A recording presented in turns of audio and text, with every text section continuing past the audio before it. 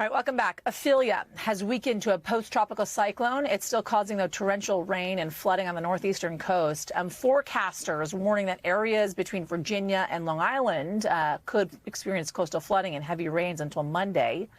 Ophelia made landfall in North Carolina yesterday as a tropical storm with near hurricane strength winds. I want to bring in now Antonia Hilton in Jones Beach, Long Island, to talk more about this. So this thing essentially has been moving up the coast. We knew it was heading towards us here in New York City, Long Island as well, where you are. What have you been seeing? Give us the latest here, Antonia.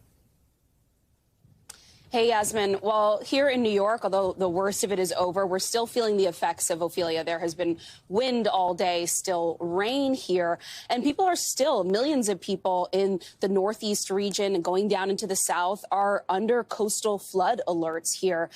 There were almost 9 inches of rain dumped in parts of North Carolina, more than 5 in parts of Virginia.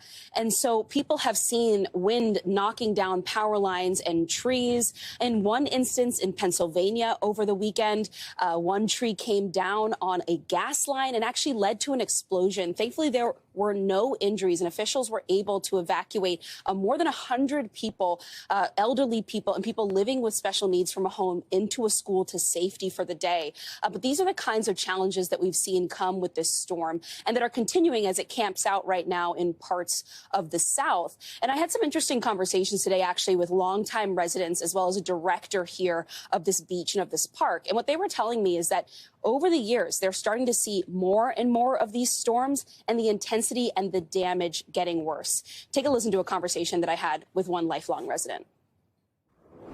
It seems to be it's getting more intense. They build this wall up here.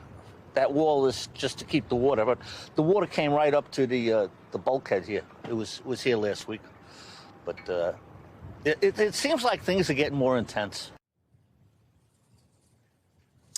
And that park director that I mentioned told me that about 60% of his job now has become anticipating storms, planning for storms, fortifying sandbars like the one behind me here to make sure that people are safe. And now, as things calm down here, really people are keeping their eyes on the next storm, Philippe, which is expected to potentially become a hurricane by the end of this coming week. Although projections right now have it just missing us and staying east of the United States. But we're going to keep an eye on that, Yasmin. Yeah, we certainly will. Antonia Hilton for us. Thank you, Antonia. Appreciate it.